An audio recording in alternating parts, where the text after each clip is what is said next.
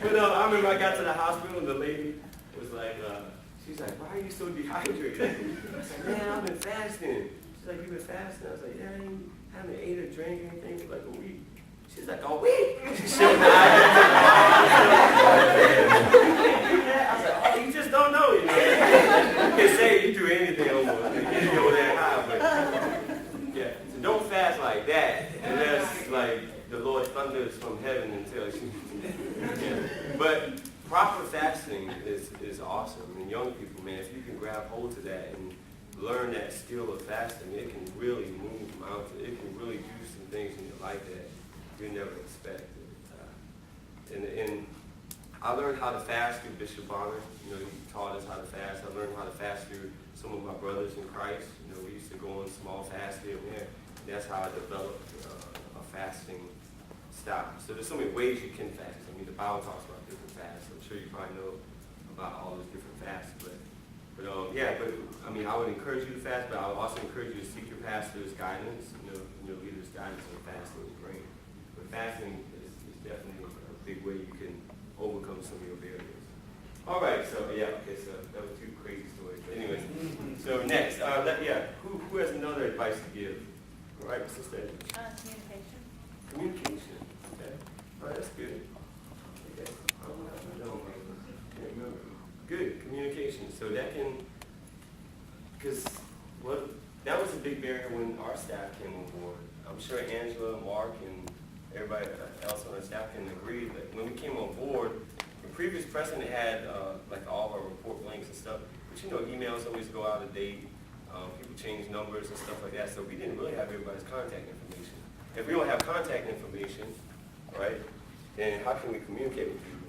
And then when we start communicating with people, how do we communicate effectively and clearly so that we can really inspire people? You know, so a lot of times we see a breakdown of communication in churches or on the jobs and stuff.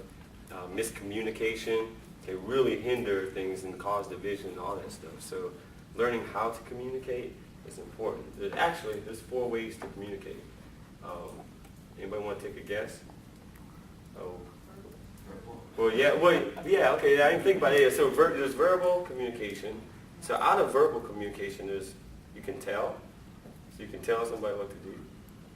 You can participate is a way of communication. So getting people to come together to participate.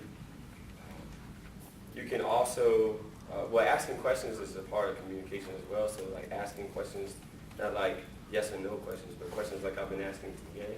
It helps engage people in the thing.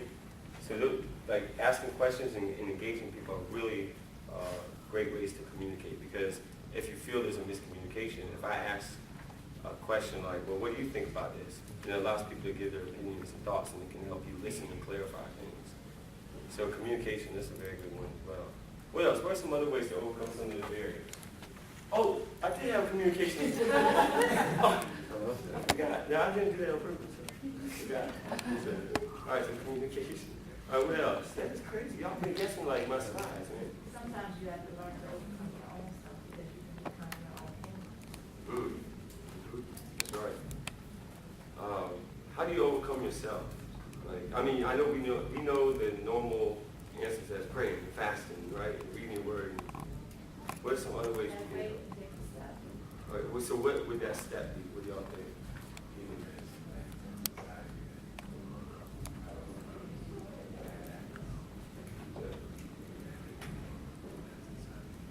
So sometimes I think when people, you said when people are willing to change themselves, or something, sometimes it's themselves.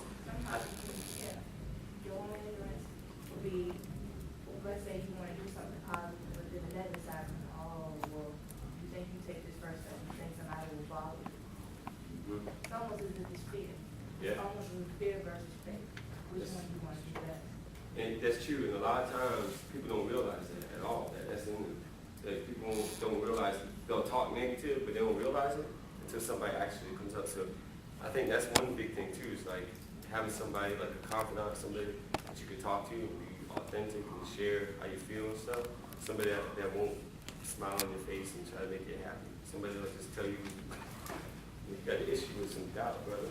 You know, you got an issue with this, because those types of conversations help you realize You know what? I thought it was all this stuff. It was really good. Very good one. Who else? I thought I saw another hand raised. Any other ideas? Oh yeah. Oh, the word. The word of God. Yep, reading the word.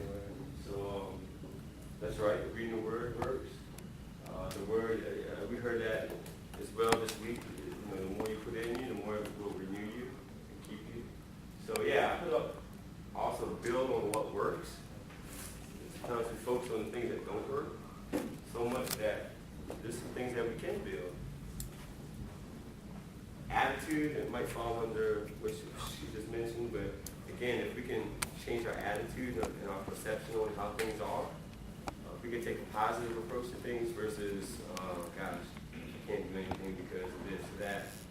If we take more of a positive approach, then we can overcome as leaders. We can stay faithful no matter what the odds are. I did put passion up there because, I mean, there's plenty of times where you could just get plain worn out. And then unless you got passion, you know, you will give up.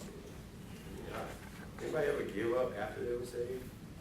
I know we testify about the stuff before we were saved, but as a leader, have you ever, like, just threw in the towel before, after you were saved, you know?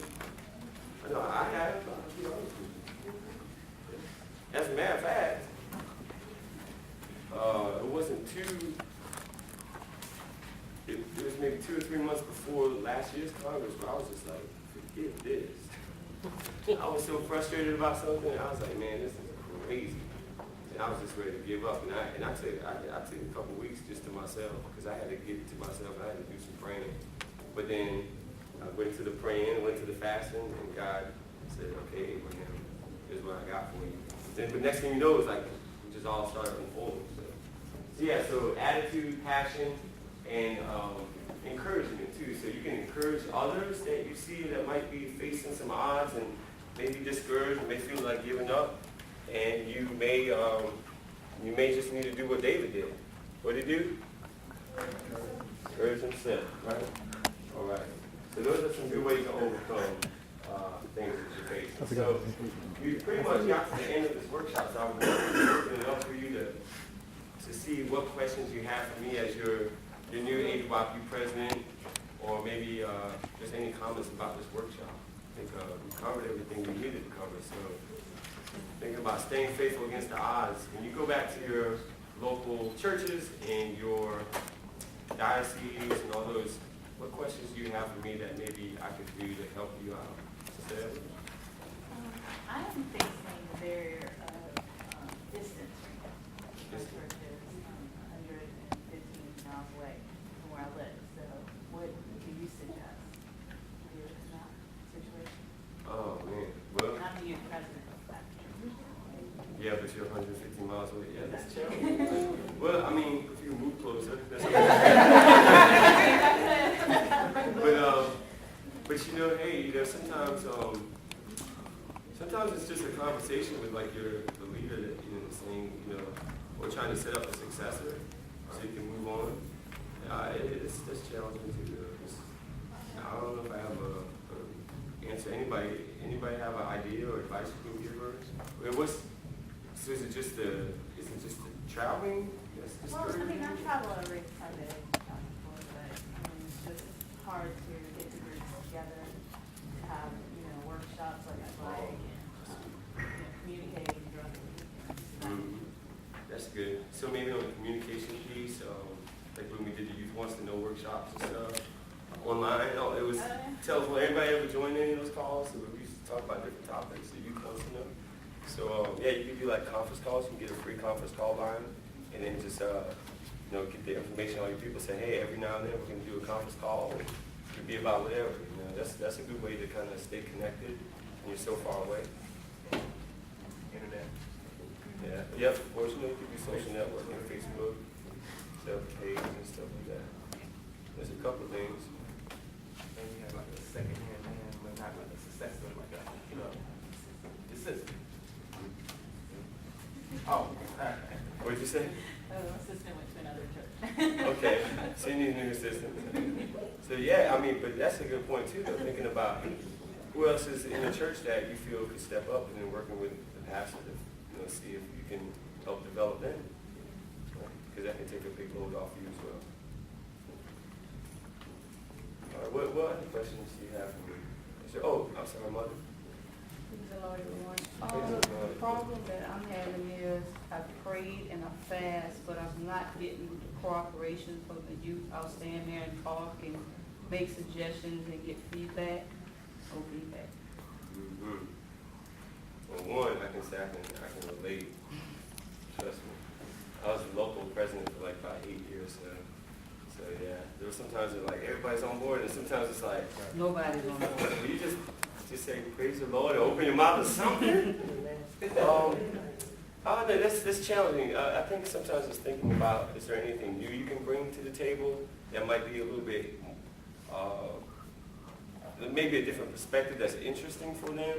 Well, I'll tell you one thing I did, because I did hit a wall like that, a barrier, and what I did was, we sat in a session just like this with all the young people, and I was like, okay, you have as much money in the world, whatever. I was like, no, nothing to stop you from doing anything. But if we could do anything during our ABYPU meetings, what would it be? Man, you talking about them talking? Like just one or two jumped off, and then this sparked a bunch. But what happened was I got a lot of really good ideas that we could actually do. And then I was like, oh wow. And then what I did is I said, okay, I found out, okay, which was the least cost effective, like it didn't cost that much to do, but sounded like fun. And that's what we did. It was some type of game we did. And I was like, okay, so-and-so suggested this, right? So this is something the youth suggested, and we put it together, and we let them put it together, and we had a good time. And so what happens is they start getting more involved in the process, and they feel like they actually have a part in the bigger picture. I don't know if that's quite the challenge you're facing, but I mean, that could be an idea you could try. Just bring them together and say, okay, if you could do anything, you know, what would you like to do? I know, does anybody else have a suggestion for them? That is a challenge. So try that one to see if that works, and you have to get back to me and let me know. Any other questions, Sister Milton? So the sister over here, I would suggest to finding out how they want to, I'm sorry, I don't know who I'm talking to, because, okay. How would they want to participate in the department? Not just what they want to see, but what do they themselves want to do? If you give them something to do, I found a lot of times at my local church that when young people are actually planning, actually organizing, actually doing the implementation themselves, they feel like they're making a bigger investment. That's I do that a lot on my job, even outside the church room. Like I'll go into hotels. I have 93 hotels that I'm over, and I'll go into these hotels, and I'm tasked with getting them to provide excellent customer service.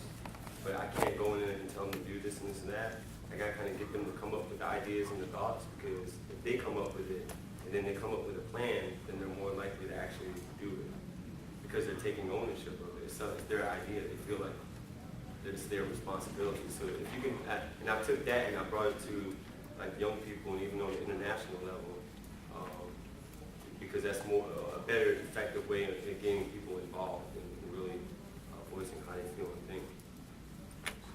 Good point, Angela. Assistant.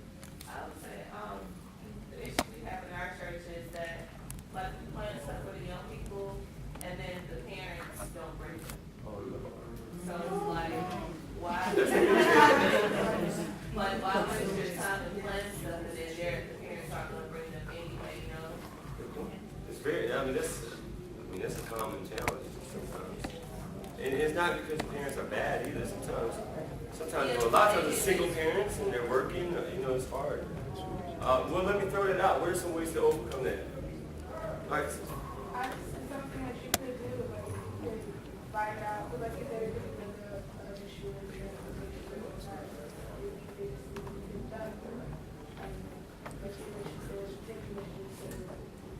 find out if there is like a reason of people really to do this, they need to get yourself along. we'll let you go though. We do want you to fill out a workshop summary. But any other questions? Did y'all enjoy it today? Yes.